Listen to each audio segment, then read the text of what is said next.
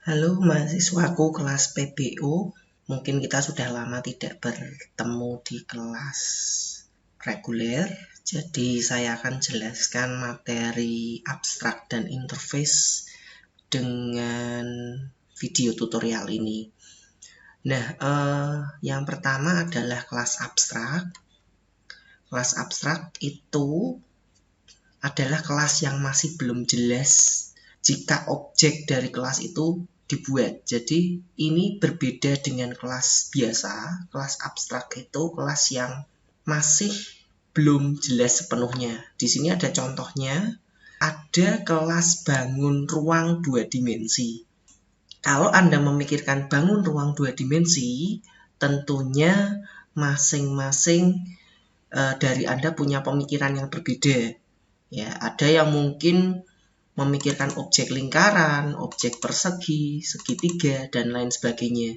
Nah, seluruh objek tersebut walaupun berbeda, tapi punya kesamaan sifat. Artinya dia punya luas, keliling, warna, dan bisa diberikan nama.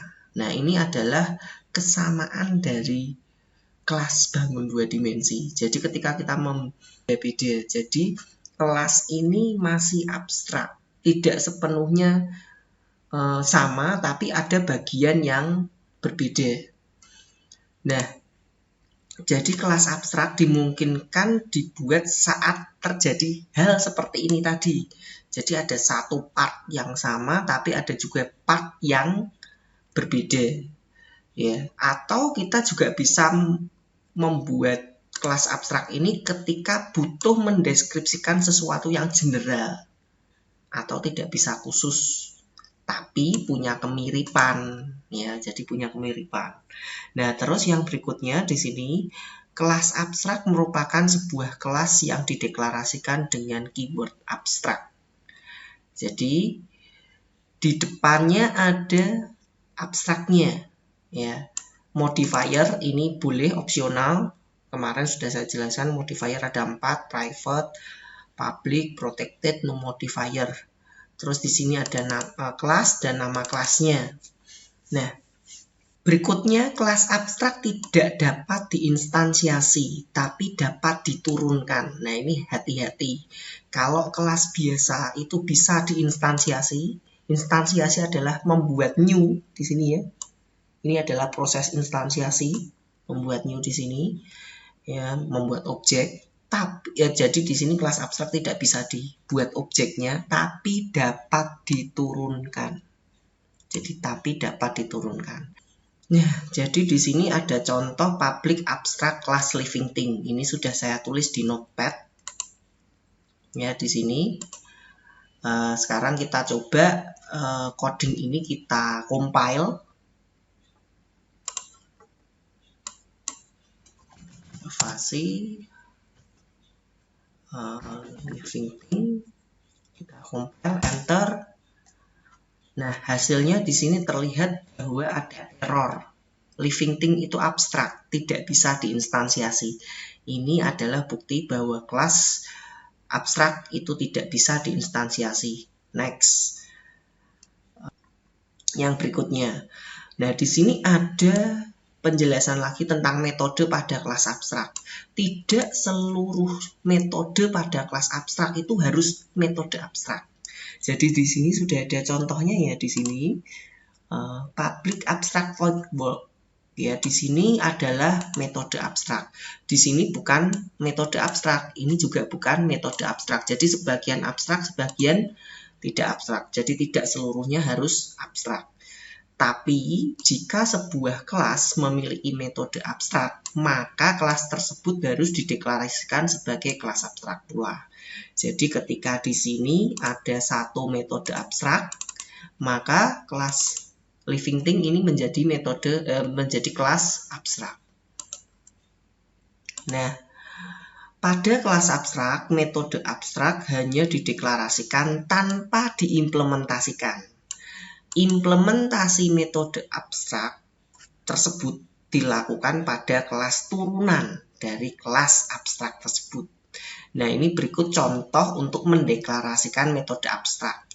Modifier abstrak, tipe metode bisa integer, bisa void, dan lain sebagainya. Nama metode titik koma. Jadi ini adalah deklarasi. Ya, ini adalah deklarasi. Diakhiri dengan titik koma. Metode diakhiri dengan titik koma. Nah, kalau penulisan metodenya seperti ini bukan metode abstrak. Ya, walaupun di depannya ini ada tulisan abstraknya, tapi jika diawali dengan kurung kurawal buka dan diakhiri dengan kurung kurawal tutup, ini bukan metode abstrak, tapi ini merupakan metode kosong. Nah, ini akan bikin error. Nah, ada contoh lagi yang berikutnya. Di sini kita ingin membuktikan beberapa pernyataan-pernyataan di atas tentang kelas dan metode abstrak. Nah, ada contoh kode kelas kendaraan. Ya, kita lihat contoh kodenya di sini. Kalian bisa pause video ini lalu bisa tulis source code yang ada di sini. Nah, source code-nya di sini kelihatan ya. Coba dilihat ada yang error enggak? Nah, yang error bagian ini ya. Ini harusnya diakhiri dengan titik koma. Nah, di sini juga ada kelas sepeda extend kendaraan. Nah, ini ada kelas sepeda extend kendaraan. Ini juga sudah saya pas ke sini ke notepad. Jadi nanti bisa di pause dulu videonya lalu kalian coba. Nah, sekarang kita coba bahas diskusi yang pertama. Nah, setelah mencoba mengkompilasi berkas kendaraan dan sepeda di atas, coba jawab pertanyaan di sini, ya di bawah ini. Adakah error pada kelas kendaraan? Nah, kita coba compile. Javasi kendaraan.java. Nah, ada error. Ya, ada error. Kendaraan di sini. Nah, ada error. Ternyata errornya ini bukan masalah tadi, sintak yang salah tadi. Ini juga masih ada yang kurang, itu kurung tutup. Nah, sekarang kita sudah benarkan, ini sudah menjadi metode, tadi belum metode ya. Terus kita jalankan ulang.